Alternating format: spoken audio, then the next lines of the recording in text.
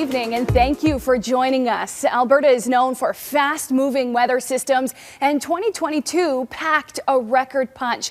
I'm Global News Chief Calgary Meteorologist Tiffany Lizet, and joining me from Edmonton is Chief Meteorologist Jesse Beyer. Thanks, Tiffany. Tonight, we're taking a look back at a year that made weather history in our province, bringing you into the middle of the action and entering the aftermath of Alberta's biggest weather headlines.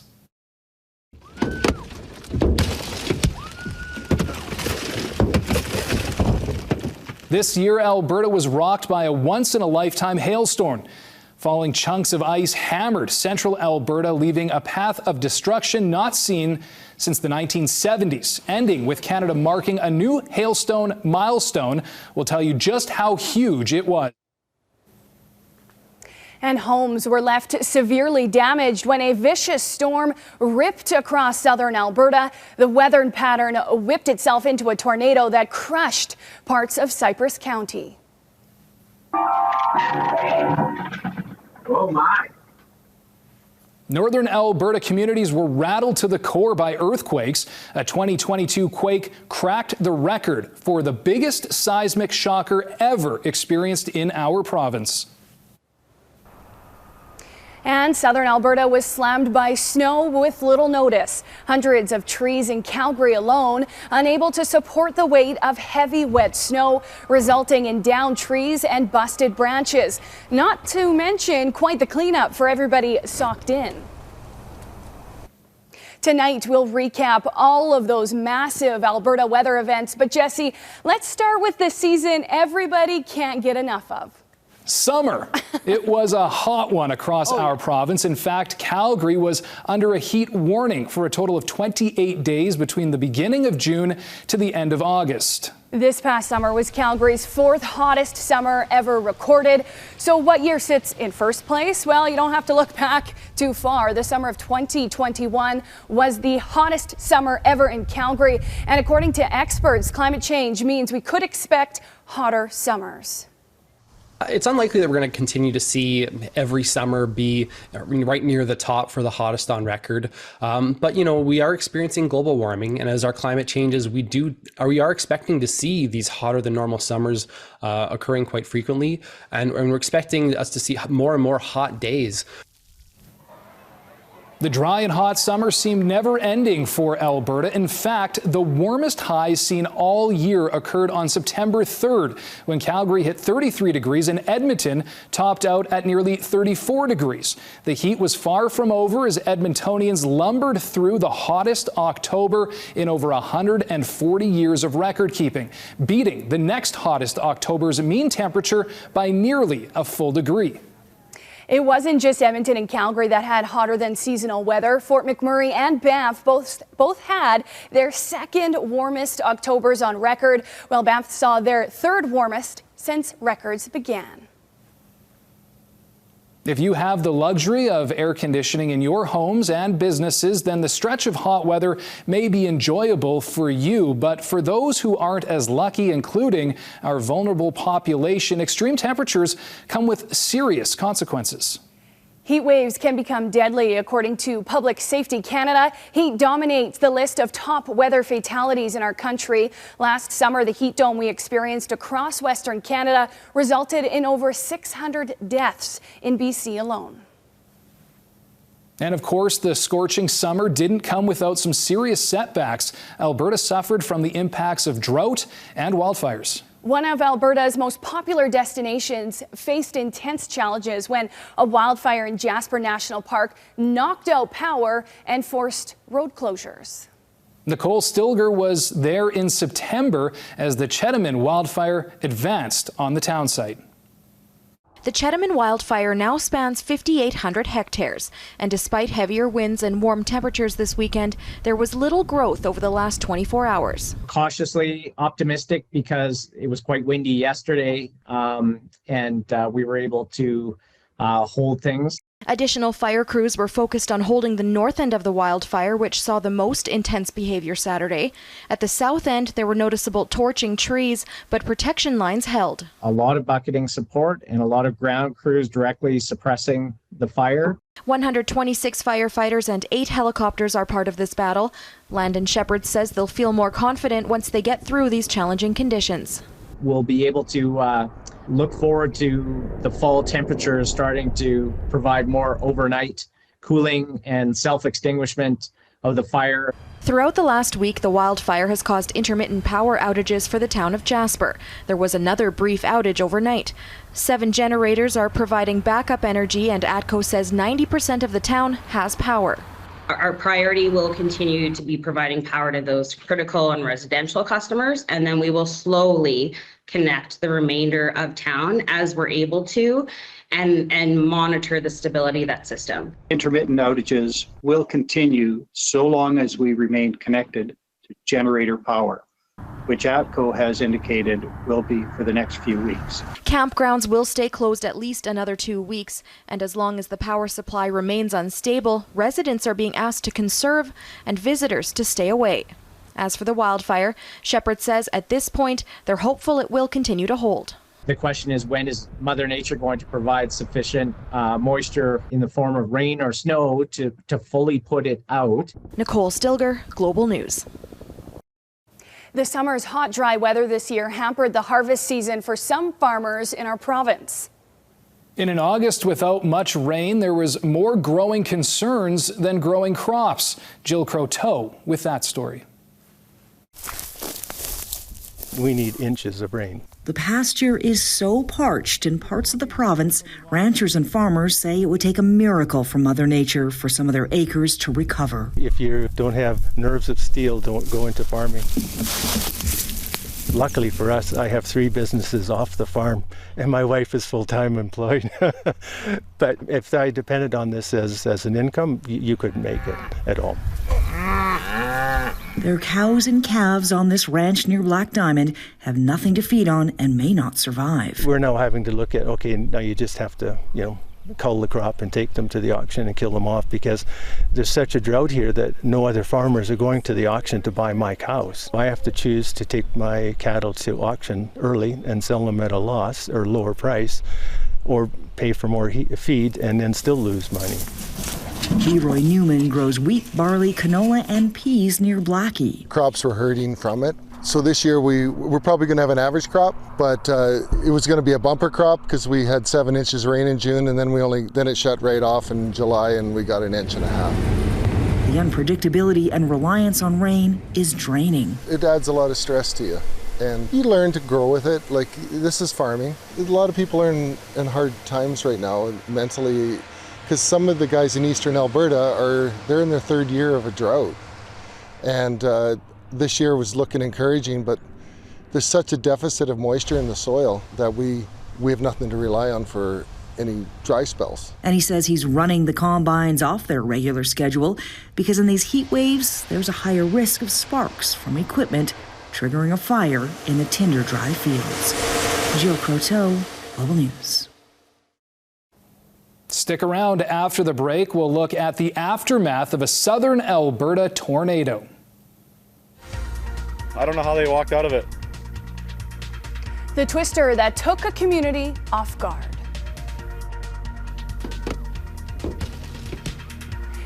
And the hailstone from hell. Central Alberta pelted with a barrage of falling ice that set a new national record.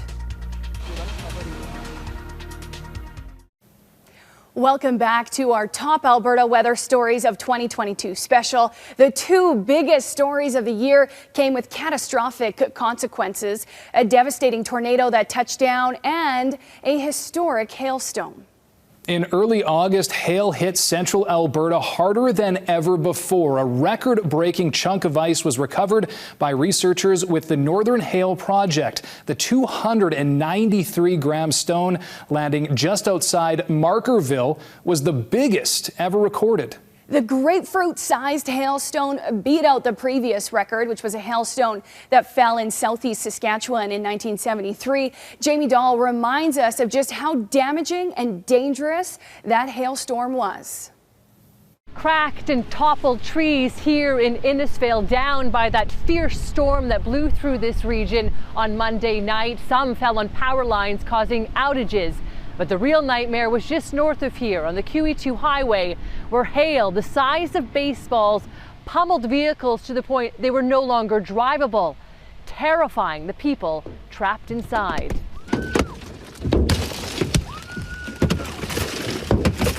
Sheer terror on the side of a busy Alberta highway. It just started drilling us. Like, our back window got blown out right off the bat.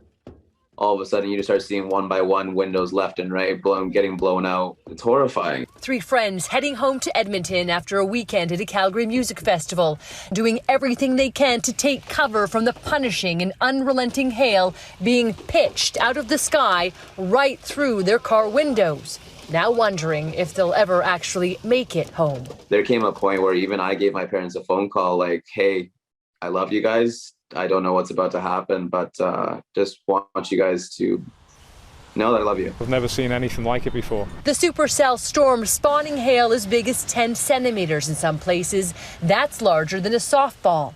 While no tornadoes touched down, it left drivers on the QE2 battered and bruised and stranded. There was a number of people who were quite traumatized and shocked. Some of the vehicles, airbags even deployed during the storm, even though they were pulled over and stopped. We did take some people directly to the hospital from scene who suspected that they had glass fragments in their eyes. And it pummeled us for about 20 to 25 minutes or so. Chris Malone was working in the field when the first round of weather hit, and it hit everything hard. All of our vehicles are in a very sad state of repair, extensive glass damage, a lot of body damage to everything in the yard. Gibran Marquez says he has a concussion and his friend a possible broken rib. Safe now, he's reflecting on the wrath of the unbelievable weather he luckily walked away from. Jamie Daw, Global News, Innisfail. On July 18th, the storm struck southern Alberta's Cypress County. Environment Canada later confirmed an EF2 tornado with 190 km/h wind speeds touched down, leaving a swath of destruction. Our Dallas Flex Hog was there as people were picking up the pieces. A view from above shows just how powerful the storm was, taking out over half a dozen homes and damaging several others in its path. On the ground, reports of several near misses that were too close for comfort. And then I heard this crash and looked behind me, and there was this tree branch that was sticking through my roof. What do you think? You think, hopefully I make it through this, that's all. So were 6 construction workers who tried to take shelter in this trailer when the storm had its way with it. Trailers a mess. I don't know how they walked out of it. It's absolutely insane.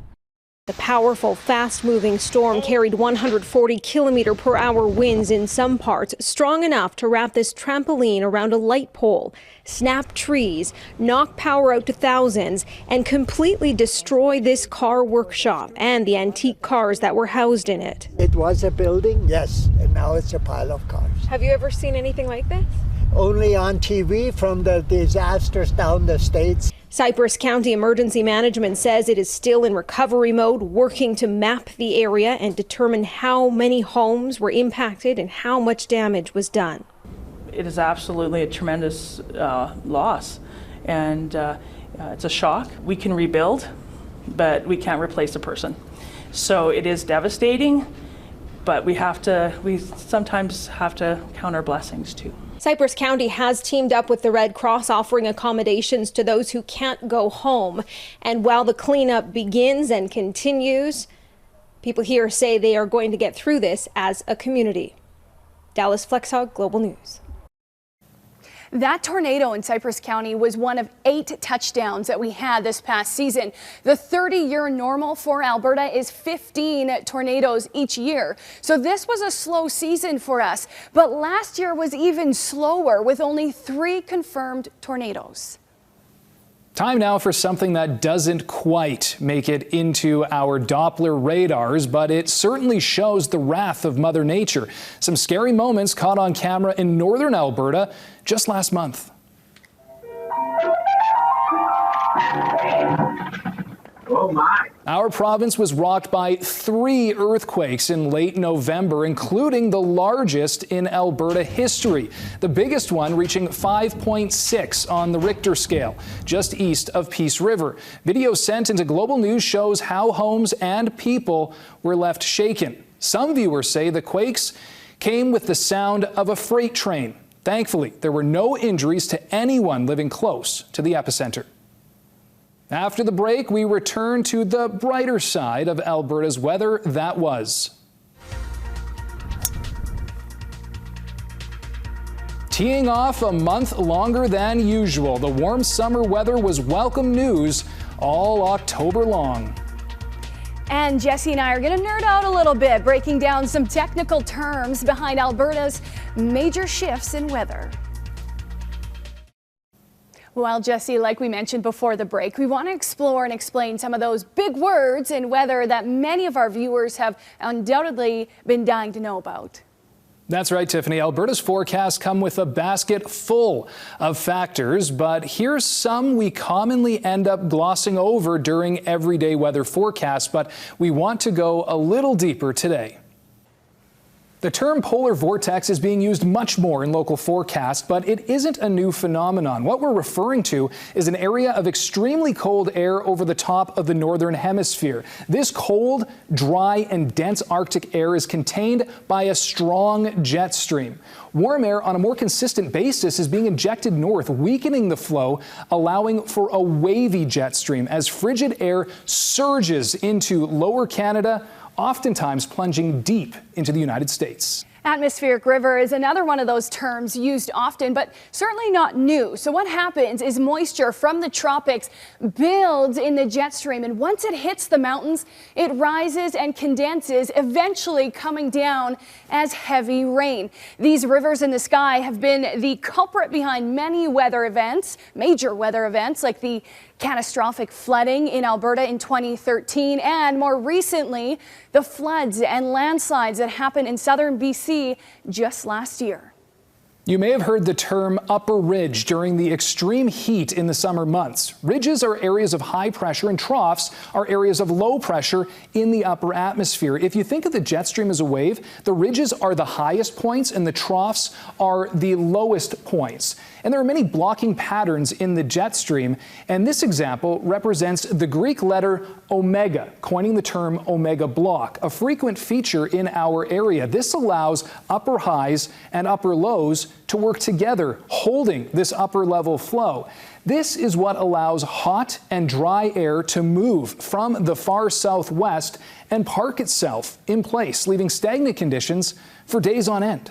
And lastly, well, if you live just east of the Rockies, then you're likely familiar with Chinooks. They can happen at any time of year, but they're more prevalent in the winter and can cause major temperature swings and major headaches. These winds happen when moist, warm air hits the mountains and condenses, falling as rain or snow as it moves upwards. Once it gets to the other side, the now dry air sinks and compresses, resulting in strong, warm winds that Blackfoot people refer to as snow eaters.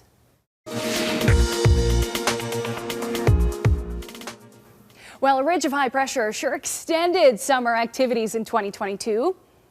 October ushered in the summer that wouldn't stop, and as Sarah Comedina reports, Albertans were taking full advantage. It's the middle of October. Pumpkin spice has taken over. The trees are bright yellow, but something out of the ordinary? Golf is still in full swing. Fantastic. Just imagine I didn't have a snow shovel yet in my hands. It's beautiful. And welcome for the golf course, trying to make up for a slow, rainy start to the year. The weather's been beautiful in October, and usually they're all bundled up. The diehards are bundled up trying to get their last round, and it's been very nice. But these temperatures aren't just for the diehards. Every day this October has seen double-digit highs. It's so nice, some wore shorts. I only recall, I think, one other year since I've been living out here. I've been out here for 20 years plus that we got to enjoy this, so I'm really enjoying it. On average, October will see 2 days over 20 degrees. This year, we have already seen 4 times that and are expecting to see more. Environment and Climate Change Canada says it's due to a ridge of high pressure. It resulted in us having the warmest the warmest August on record in 143 years for the Edmonton area. And then we followed that up with September, where it was the third warmest on record. And it's now persisted right into October. Kyle Fougere says this sort of thing could happen a lot more. Although this one itself was, it was just a weather pattern that happened, it's more likely in the future that we're going to see these types of patterns develop more frequently. Over at Eagle Rock, tea times are booking up fast for the last week. Wears me out completely. Too much golf. But really, with this kind of weather, is there such a thing as too much golf? I'll be here until they kick me out the door. Sarah Comadina, Global News. No such thing as too much golf. Well, October might have been amazing, but the way it ended couldn't have come as more of a surprise. Next, the unsuspected Snowmageddon. So far this winter has been pretty much what you might expect, with a steady snowfall in the forecast from time to time. What's been so memorable so far is how the snowy season blew in without much warning. Turning the tables on what was a warm, sunny October, nearly 24 centimeters of snow fell in southern Alberta on October 24th, taking a lot of trees down with it. Branches still holding on to their leaves were weighed down by the heavy wet snow, causing hundreds of branches to break just in Calgary alone. Needless to say, people still stuck in summer mode were pretty stunned. Surprised about how much snow we had. And how did you cope? Just stay home and drink coffee. I stayed inside all day. Yeah, I definitely, with how warm our fall has been, I had a feeling we were going to get a snowmageddon, and that was our entry to winter. So I felt really cozy inside and really happy to not leave as well. Best to stay warm inside for sure. And that's our year in weather for Alberta in 2022. Of course, only time will tell what's in store for our forecast next year. From our two amazing cities, up here in Edmonton and down here in Calgary, we want to wish you a very Merry Christmas, Happy Holidays, and some incredible outdoor experiences in 2023. So long.